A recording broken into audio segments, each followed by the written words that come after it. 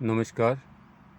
हम चर्चा कर रहे हैं संयुक्त राज्य अमेरिकी संविधान में नियंत्रण और संतुलन के बाद अवरोध और संतुलन के सिद्धांत की।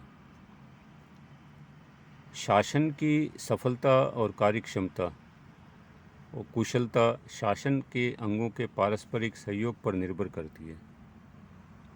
अतः शक्ति पृथक्करण के साथ अवरोध और संतुलन की व्यवस्था को अमेरिका के संविधान में लागू किया गया है। यह सिद्धांत सरकार के विभिन्न अंगों को जोड़ने और मिलाने वाला यंत्र है। मेडिसन, जो कि एक फेडरलिस्ट थे, उनका कहना है कि शक्तियों के पृथक्करण का यह कदापि आशय नहीं है कि व्यवस्थापिका, कार्यपालिका और न्यायपालिका एक दूसरे से संबद्ध ही न हो। जब तक ये तीनों अंग एक दूसरे से संबद्ध नहीं किए जाते और इन्हें इस तरह नहीं मिला दिया जाता कि ये एक दूसरे को नियंत्रित कर सके, तब तक एक स्वतंत्र सरकार की स्थापना नहीं हो सकती है। जैसा कि एड्रियन और प्रेस ने भी कहा है कि यह प्रत्येक अंग को दूसरे दो अंगों का सर्वेक्षक बनाती है। अवरोध और संतुलन शासनांगों को नियंत्रित करने की व्यवस्था है।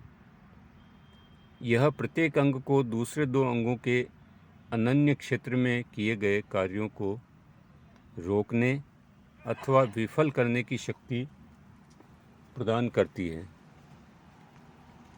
नियंत्रण और संतुलन के उदाहरण, हम अमेरिका में इसके कुछ उदाहरण प्रस्तुत करेंगे। पहला, कांग्रेस पर नियंत्रण। संविधान कानून निर्माण की सारी शक्ति कांग्रेस को प्रदान करता है, लेकिन कांग्रेस की कानून निर्माण की शक्ति असीमित नहीं है। वह मनमाने ढंग से कानूनों का निर्माण नहीं कर सकती है। राष्ट्रपति कांग्रेस द्वारा पारित विधेयकों को स्वीकार या अस्वीकार कर सकता है। सर्वोच्च न्यायालय भी कांग्रेस के कार्यों में अवरोध पैदा कर सकती है। वह कांग्रेस द्वारा पारित उन कानूनों को अवैध घोषित कर सकती है जो संविधान के विरुद्ध है। दूसरा, राष्ट्रपति पर नियंत्रण। संविधान संपूर्ण कार्यपालिका शक्ति राष्ट्रपति को प्रदान करता है, लेकिन इन शक्तियों का वह दुरुपयोग नहीं कर सकता, क्योंकि कांग्रेस उस पर नियंत्रण रखती है। जैसे राष्ट्रपति द्वारा महत्वपूर्ण पदों पर की गई नियुक्तियों और दूसरे देशों से की गई संधियों पर सीनेट के अनुसमर्थन की आवश्यकता होती है। कांग्रेस राष्ट्रपति पर महाभियोग लगा सकती है, प्रशासनिक विषयों की जांच करा सकती है और वित्त पर नियंत्रण लगा सकती है। सर्वोच्च न्यायालय राष्ट्रपति के आदेश को भी रद्द कर सकता है यदि वो संविधान के विरुद्ध हो।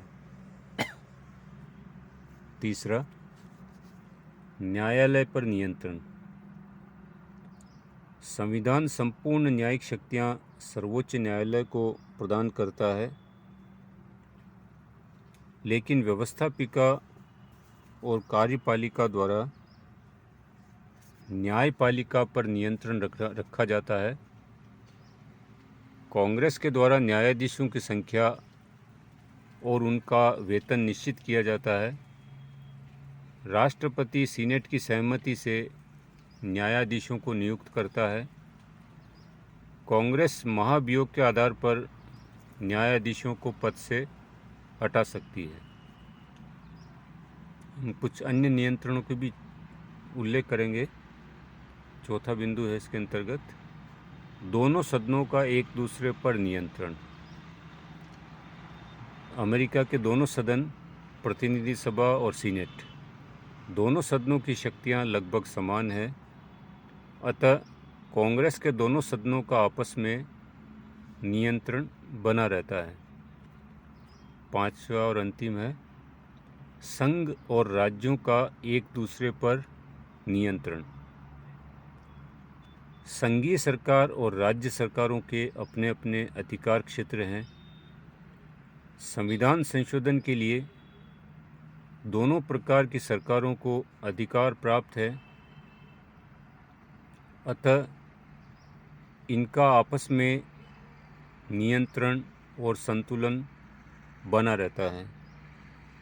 तो इस तरह से अमेरिकी संविधान में नियंत्रण और संतुलन के साथ साथ अवरोध और संतुलन की व्यवस्था भी की गई है, ताकि शासन सुचारू रूप से चल सके। धन्यवाद।